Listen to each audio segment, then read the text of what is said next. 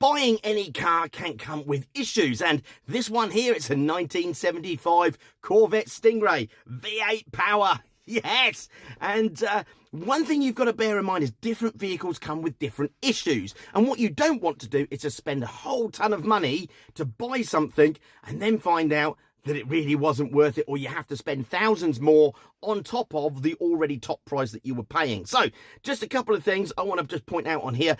Often, look at this is really nice, isn't it? Like a lot of people restore these and they're restored to a certain point, and they're often still got niggly things wrong with them. Now then they go into storage and sometimes those niggly things get worse. This one here had a bit of a misfire. They changed the spark plugs, it mostly went away, but it still was a bit flat, so it needs some tuning being done.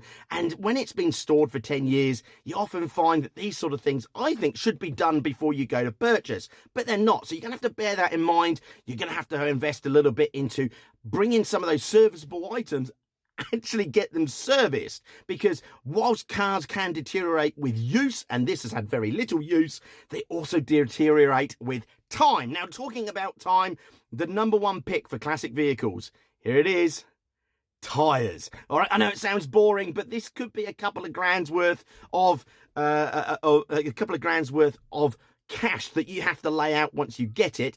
And if you lose control because one of these blow, because old tyres have a habit of what's the nice way of putting it? Unexpectedly, instantaneously self-combusting, or in other words, they just let go.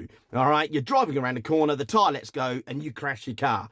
You don't want that to happen on this, right? It's not going to be a good result. So how do you know if you've got some old tyres, and what is an old tyre? By the way, same on caravans too. All right, let me just show you something.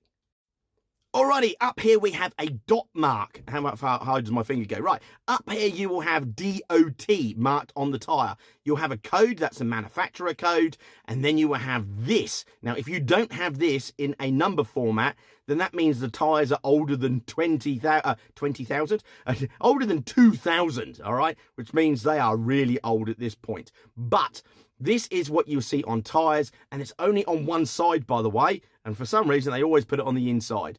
0807, that's not a date exactly, that is the 8th week of 2007. So, tyres, we used to say, and legally in Australia, can't be sold at more than 10 years.